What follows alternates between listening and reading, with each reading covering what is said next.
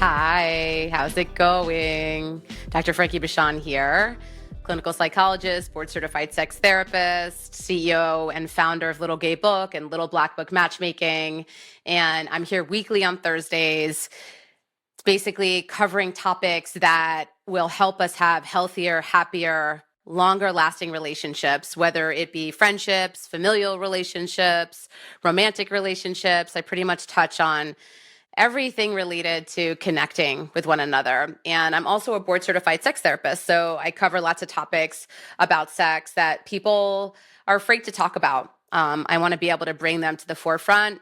These behaviors, these acts, these curiosities are happening, or at least there's a lot of interest around them, and maybe people are afraid to talk about them. So I take this opportunity to cover topics that make people uncomfortable sometimes, and also things that we need to be thinking about that are helpful for our, just day to day, our mental health, our physical health, just overall well-being. So I'm glad to be here with you all. Thank you for those who have subscribed to my channel. And if you are new, please subscribe and comment, like, and share, all the good things that remind me that this is valuable to you and that you're benefiting. So today's topic is going to touch on this. What I'm seeing is a movement around health and fitness and a decrease in engaging in alcohol consumption. So as a matchmaker and a dating and relationship coach and expert, I see a lot of people deciding that they want to have like a sober month, for example, or they're deciding that they're going to reduce the amount of alcohol that they're ingesting on a regular basis. They try to come up with some healthy boundaries for themselves because they want to live more present and in the moment. And they also want to be overall healthier and have a clearer thinking, amongst many other benefits of just drinking less or actually abstaining from alcohol altogether. Today's topic is how to meet sober women. Sobriety, especially early sobriety, is hard for a lot of reasons. On top of the emotional work, there's the sense that your life can never look the same again. How will you socialize? Right? People use alcohol to lubricate themselves and feel more comfortable. So it's scary to think that you might give that up and what that might look like. Will you not be able to comfortably socialize anymore? Or you won't feel as confident or be as bold? Connect with people? Is it going to interfere with your ability to connect with others? How are you going to pass the time? Are you not going to be able to feel joy anymore because you don't have alcohol?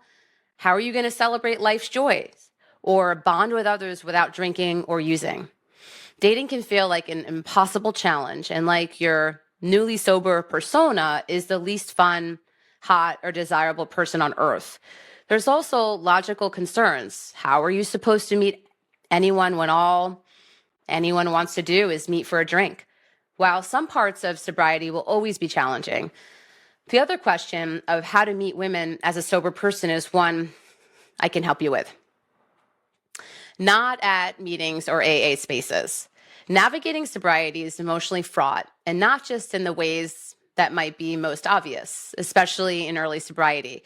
People often feel extreme emotions and reactions that feel overwhelming and are difficult to know what to do with.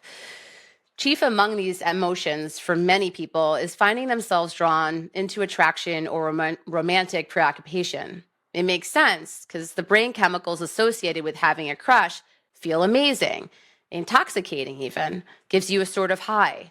Some newly sober people find themselves at the emotional age of when they first started using, meaning you may suddenly feel more like a teenager or someone in their 20s, even well into your adulthood. Emotions can feel much more intense when you've stopped drinking or using, and it's totally reasonable to want to experience the good extremes over the bad.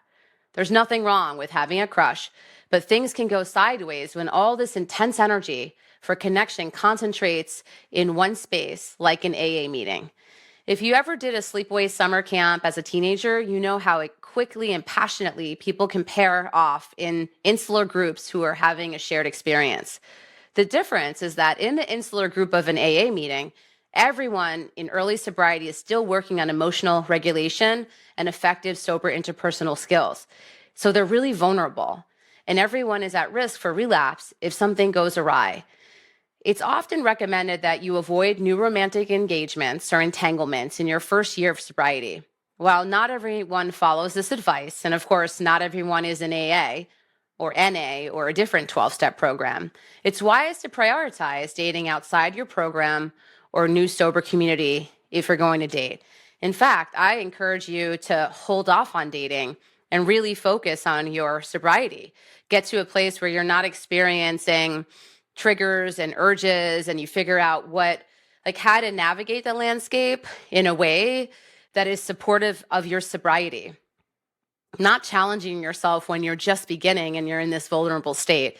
Relationships, right, evoke all these difficult feelings in us, and sometimes it can be a really easy thing to cope, right, to turn to for a coping strategy, which causes relapse. Try out the apps. Dating apps don't necessarily have the best reputation, and that's not entirely unwarranted. However, the fact remains that if you put some effort in, you definitely can find dates on dating apps. And I'm a matchmaker, so I can tell you, they can be effective. They're a lot of work, got to sort through a lot, got to go on a lot of bad dates, but they're worth a shot. And they have a few advantages you may not have considered.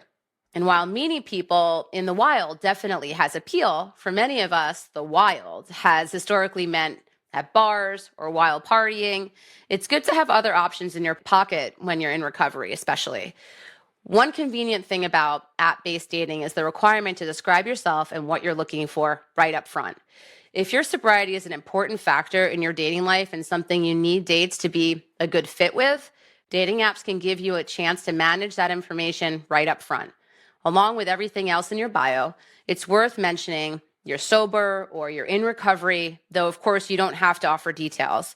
You share a little bit, you don't have to share every detail. Share any relevant information that will help potential dates mesh well with you. Are you looking to date another sober person, for example? Searching for sober friends? Do you want to flag specifically not to ask you out for drinks? These steps can be helpful in skipping past the tricky disclosure stages of early dating, as well as weeding out people who wouldn't be a good fit and highlighting people who would be. If someone does message you suggesting you get cocktails tonight, for example, it's fairly easy to screen them out. If someone messages you with a thoughtful set of fun date ideas that don't involve any substances, that's definitely a green flag. One other nice thing about dating apps is that they give us a broader cross-section of the general dating public in a way that can help correct some of our internal narratives. Dating in recovery can feel like you're the only one of a rare species, and that anyone you meet will be at best annoyed and at worst horrified that you're sober.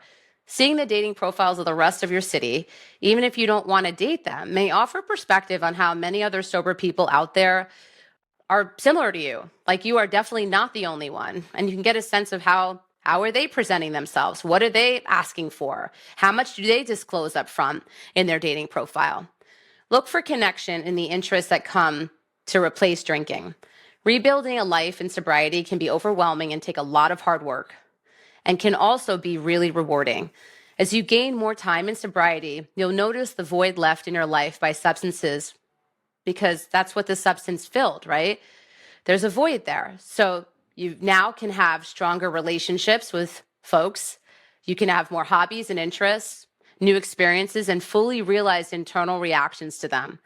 Like, you're clearer, you're more present. The rhythms and focus of your life will look different, not because of the absence of a substance, but because of the presence of what you've been able to have in sobriety. Though dating as a sober person can feel and be really hard, for sure, this part of things makes dating easier and much more fulfilling.